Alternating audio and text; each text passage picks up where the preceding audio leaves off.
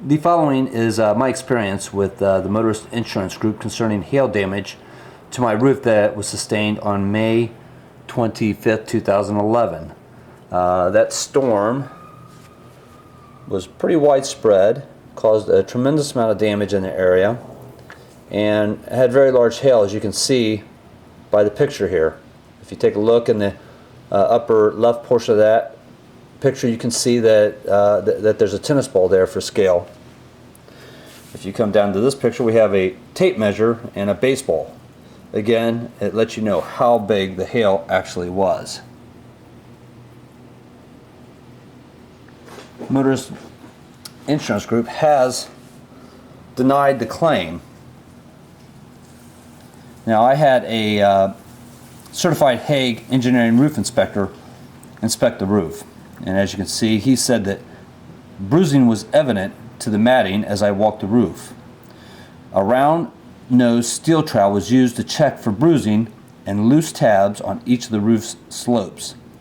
He goes on to say that 70 to 80% of the shingles would need to be replaced. Now, just a note about using the steel trowel to check for bruising. He did that. He found bruising, but my adjuster, the Hague inspector that my insurance company sent out, as well as a project engineer, never did that. His conclusion is that hail damage occurred to at least 80% of the roof, and he concludes that the ability of the roof to shed water has been greatly compromised.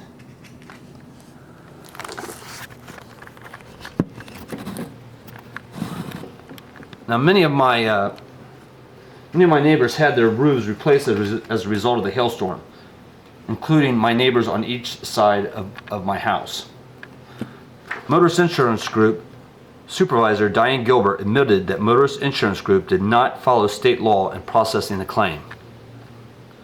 Motorist Insurance Group changed the number of hail hits required for the roof to be replaced. Motorist Insurance Group sent out a Hague certified inspector to inspect my roof. His name was John Osterhage. John Osterhage said in order for there to be damaged, the matting of the shingle would have to be broken.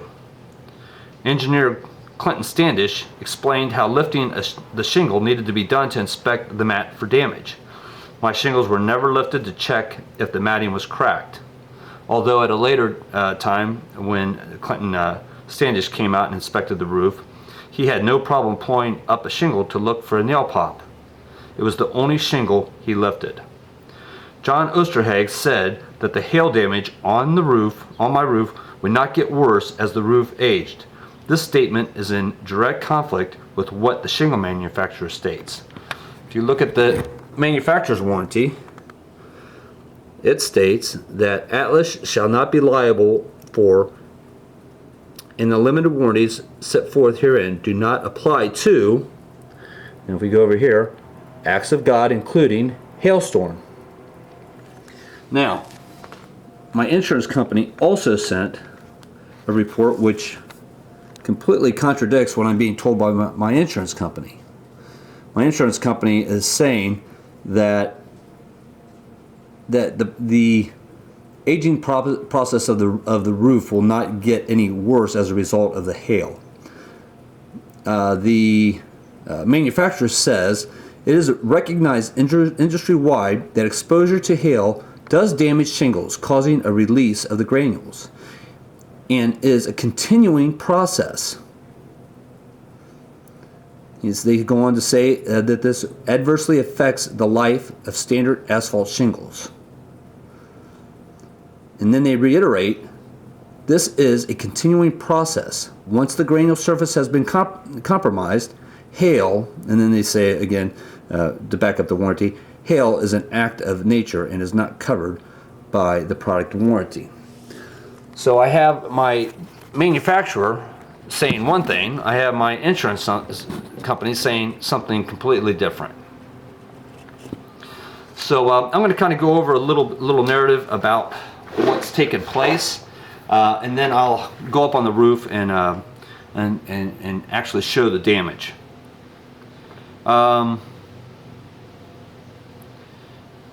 Now, John Osterhage admitted that areas that showed damage would be exposed to more UV light.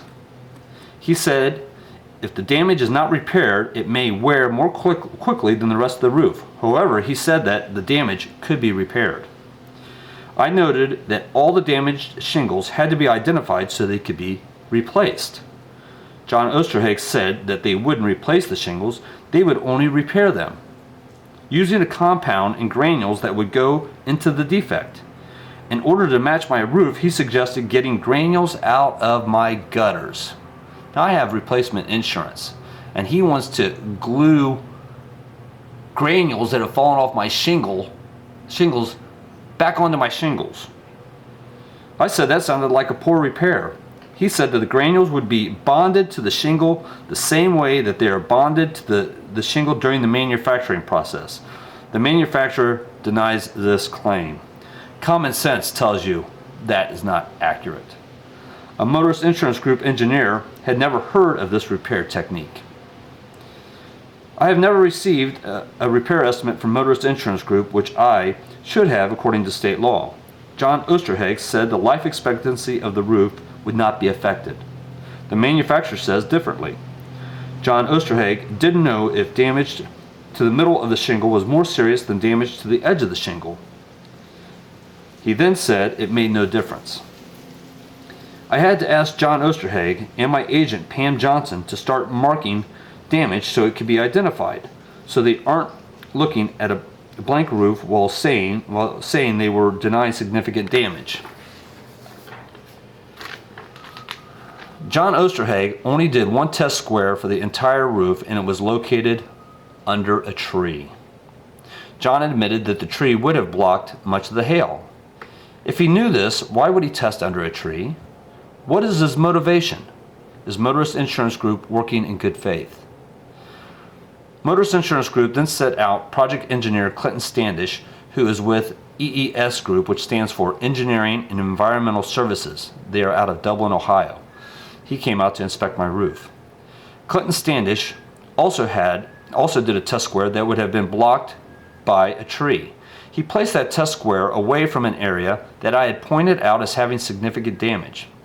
Clinton set up another test square in an area that just missed obvious significant damage. I will show this when I go up on the roof to show you the actual damage. Clinton Standish marked up all damage in his test areas, then dismissed all damage except for one spot. Many of my neighbors had their roofs replaced, yet Clinton Standish could only find one damaged spot on my entire roof that compromised the integrity of my roof. Clinton Standish said for there to be functional damage to a shingle, the mat had to be fractured. Clinton never lifted the shingles to determine if the mat was cracked, yet denied every damaged area except one. If I asked if a damaged area was the result of hail or not, Clinton Standish was not able to answer. Clinton Standish said their own studies showed that a spot defect will not affect the life of the roof. This is in complete contrast to what the manufacturer states. I read him the manufacturer's statement that I showed earlier, stating that the damage gets worse over time. Clinton admitted that there were discrepancies between studies. However, Clinton Standish said if the granule loss was widespread, it would be a concern. Now, I have widespread granule loss due to hail, but it is being minimized. Clinton Standish minimized 2 dents and a box vent. He noted the box vent, he noted 2 hits, and then minimized that. But if you take that box vent as being approximately 12 inches by 12 inches, that would be 200 hits in a 10 by 10 foot test area. Again, this is minimized. When Clinton Standish looked at damaged areas, he was unable to say with any certainty whether the damage was caused by hail or not. There was one damaged area that was marked, and Clinton Standish was unable to make up his mind whether it counted as damage or not. I noted areas of the roof where the bitumen was exposed. I noted that I had read reports where such exposure was a concern. Clinton Standish said, in standard form as usual, dismissing what I was saying by claiming that it was not a concern for the life of the roof. Clinton Standish said it would be an area of concern if it involved a large area. I quickly showed him 4 spots in an 8 square foot area. I also marked and discussed with him 2 other areas that had exposed bitumen. Both had 4 exposed spots in an 8 square foot area. I openly questioned that Motorist Insurance Group was not acting in good faith. Clinton Standish could only find 1 hail hit that functionally affected the roof, yet my adjuster and a Motorist Insurance Group Hague certified inspector found 2 to 3 hail hits in a test area under a tree. This shows how subjective, to the point of being unfair to the insured, the evaluation process can be. After Clinton had repeatedly denied damage areas to my roof, I asked what specific criteria he used to make that determination. What I got was silence, until he said he wished he had his Hague book with him. He wanted to show me pictures. I asked for the specific criteria that he is using to deny damaged areas, and the best he can do is want to show me pictures. I pointed out a big hit and asked if it looked like one of the pictures. He said that the hit was as close to what anything he had seen that would resemble the hail damage shown in the pictures in the Hague book. Yet that damaged spot was not one of the spots that he circled as being counted toward damage. I again had to ask Clinton Standish what specific criteria he was using to deny or claim damage to my roof. He had been using that criteria to deny almost every bit of damage found. Yet when I asked for specifics, it was like pulling teeth to get an answer. I got silence as an answer. Then he wanted to give his criteria in broad strokes. I asked for the fine strokes. What I got was more silence. It was obvious to me that he didn't clearly know and had to think about what to say. I specifically questioned Clinton Standish about the only spot on the roof that he said was functionally damaged. The damage looked similar to other areas of the roof that were deemed not to be functionally damaged. Clinton noted that the spot had some give to it when it was pushed on. I showed him that the entire area, not just the damaged area, had give to it when pushed. When I showed Clinton Standish that the criteria he was using was flawed, he suddenly changed his position on the area that he claimed was functionally damaged by saying that he had given me the benefit of the doubt on that damaged area. What was once certain damage suddenly became questionable damage. What other questionable determinations did Clinton Standish make while inspecting my roof for hail damage? Now, I will go up on the roof and we will take a look at some of the damage. And we'll see what he claims as not being functionally damaged and what he claims as being functionally damaged.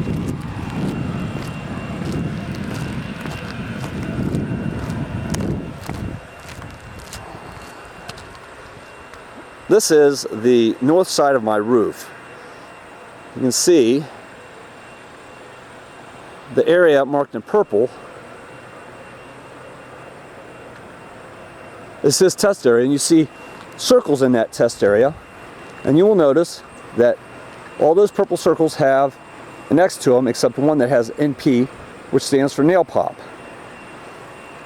You'll also notice just outside his test area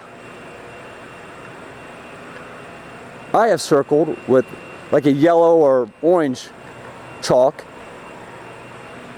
significant damage that just happened to be left out of his test area. You can see how close that damage is to the test area, but the test area was moved just outside of that damage, even though he had to see that and we had discussed it. So let's take a look at what he claims is not damage. This is the first one, the nail pop. Now this is the only spot that he pulled the shingle up. All the other spots that he denied, claiming that the matting was not broken, he never pulled up the backing. But to check on the nail pop, he pulled up the backing, or he pulled up the shingle. So there's the nail pop. You can see that the shingle is loose where he pulled it up. All right, we've got 1, 2, 3, 4, 5, 6, 7 marks that he made on this roof.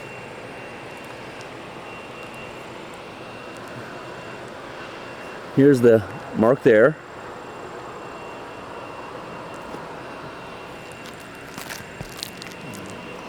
Here's the mark here, which is just edge damage.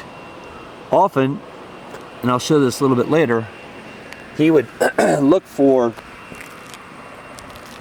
damage so closely that really wasn't damage that he missed obvious significant damage. That's the damage right there. You can see that the granules are gone out of that spot. But that doesn't count as any damage. I'll moisten it so you can see it a little bit better.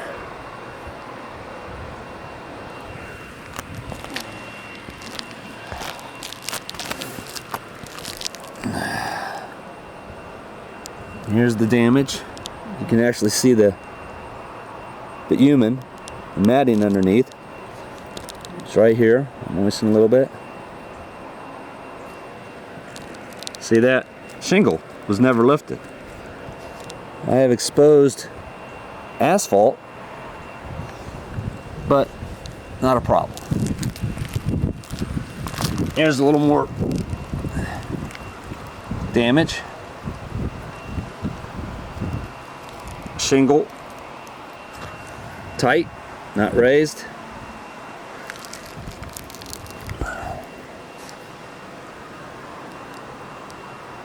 There's some more damage. That doesn't count. Shingle's tight, not raised. Let's raise that shingle for the nail pop, but not to inspect the matting on the shingle. Now these are areas that are just outside his test area. These were not taken into consideration. Let's take a look at those.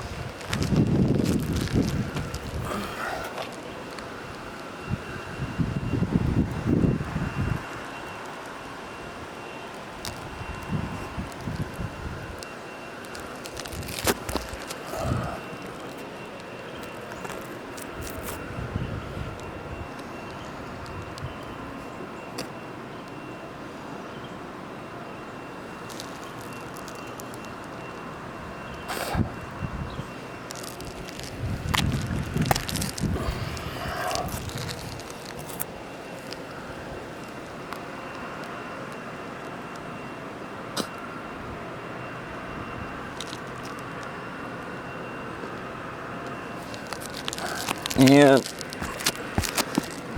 let's say, now this one was, you can see this one is right on the edge of his line. Now when he made this line, you mean to tell me he didn't see that mark and he went right below it?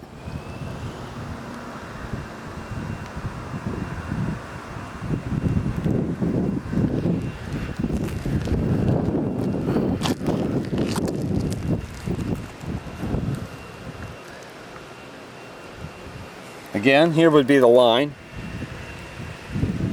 Here's the line. And there's the damage area.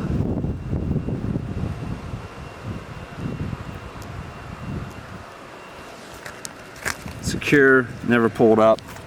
None of these had been. This was the box mitt that I had spoken to you about earlier. You can see there's my hand. That gives you an idea of the size. Those are 2 hits right there. He minimized that, even though you have 2 hits in a very small area.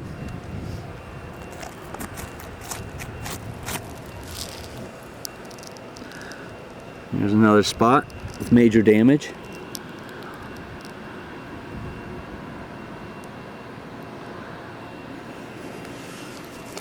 Let's see how far we missed that.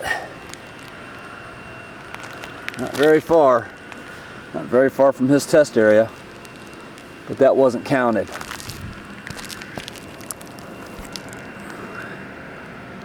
Another spot.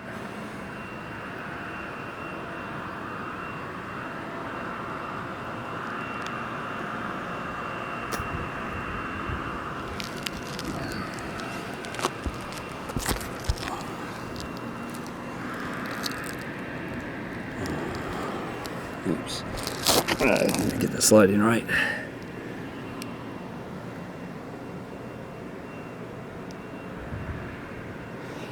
And I'll take one last look up here.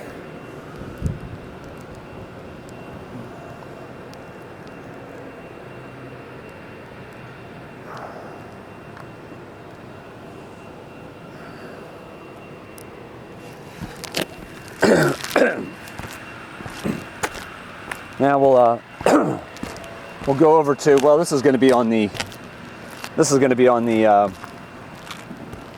see, the east side of the roof. And I'm going to show this one. I'm not going to go into a lot of detail here, but I'll show this spot here.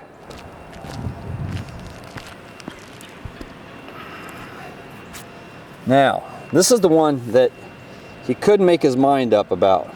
Was it significant damage that affected the functionality of the roof or not?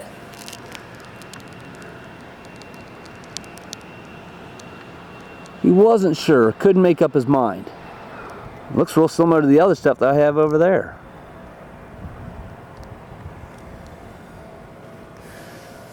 He just didn't have enough knowledge to make that determination. Now I'm moving over to the west side of the roof.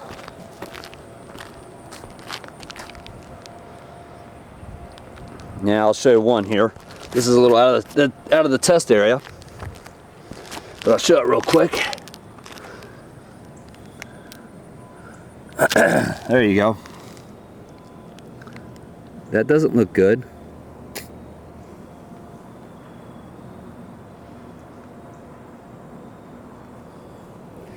All right, back to the test area on the left side of the roof, on the west side of the roof. He has 1, 2, 3, 4 marks here. Let's take a look at the marks. That is X'd out, not damage. Now this was the double circle. I think that means bullseye for him. This was the only spot on the entire roof that he deemed that there was any damage that would affect the functionality of the roof. Let's get in here and look at that. And see that? That looks a lot like what I have on other parts of the roof. This is damage. That is not. Now, he said, well, this had some give to it. I don't know if you can see it on the video, but let's see if we can get it. He said that had some give to it, all right? Maybe you can see, if I hold it real still, you can see the granules now. But if I come over here, let's see here, right here, and I come way over here, look at that. That roof has flex to it also. Huh. How about if we come over on this side? Yeah, it has some flex to it. So this whole area has flex to it. This is the only area, the only spot on the whole roof that he counted as damage. And I don't know. The only reason I can think of is because it had give to it, but the whole area had give to it. I pointed out other areas that he claimed didn't have give, but I felt they had just as much give. Here's one. Chalk out of the way. Yep, that's not any damage, he claims.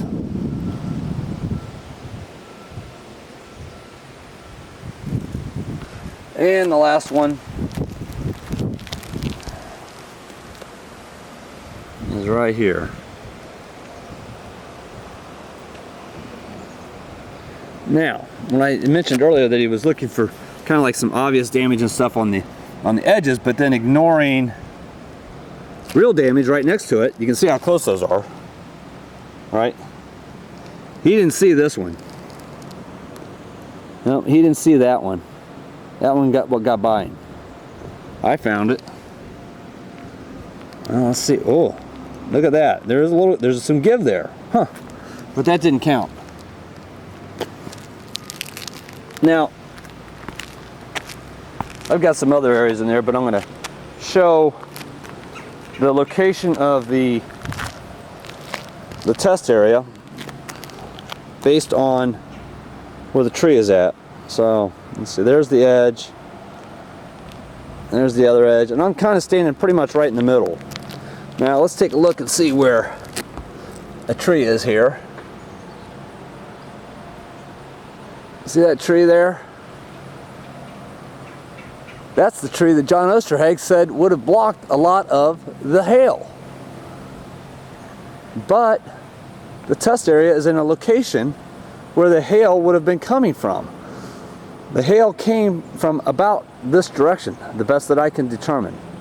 So that tree would have been right in the way. Now, before Clinton Standish marked this test area in this location, I had pointed out significant damage just over here. Here's this test area. Before he marked this, I said, hey Clinton, look at all this significant damage over here. This was ignored. This is the location of the roof where I was discussing with him about the bitumen being exposed, and he minimized that.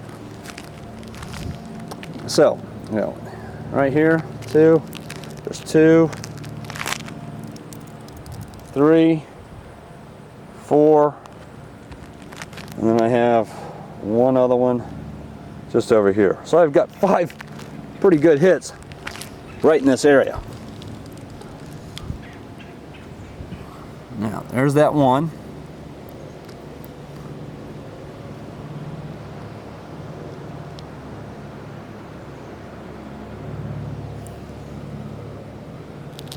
Here's the second one.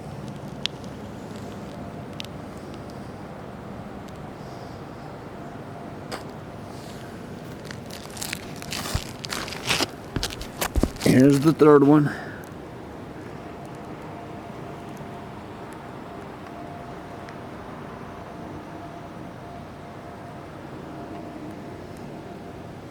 Clinton Standish says not to worry about these.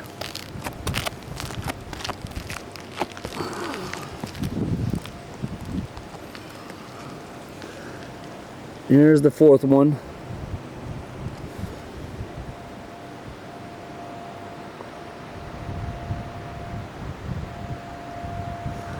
And here's the last one.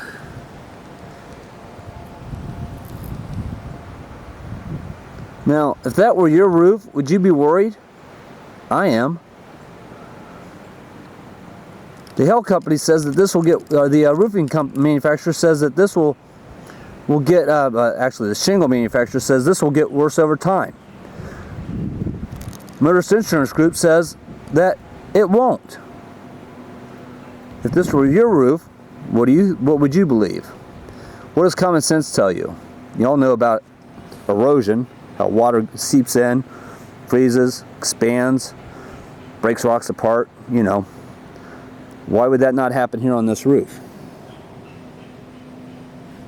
Now, if you look at these areas here that I just showed, and this was the area that I had told Clinton about before he marked his spot, the storm would have been coming from about this direction. Now, if you go up, look at that. I've got a lot of damage here, and I've got a lot of blue sky. He knew about damage over here, but he chose to put his test square under a tree. So my question is, when everything's said and done, is Motorist Insurance Group acting in good faith? And at this point, I have to say that they're not. And this is not my only experience. During the hailstorm on May 25th, 2011, my van was also totaled. And I had to fight with them to get a fair value. I was lowballed. There was that hurricane that blew up through this area in 2008. My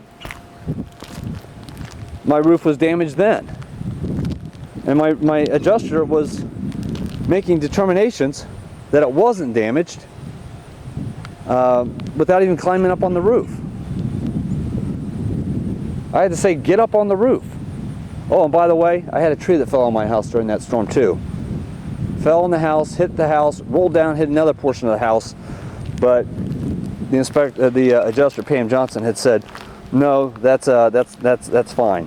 So I've got some bad experiences with Motorist Insurance Group, and I'm just documenting them here.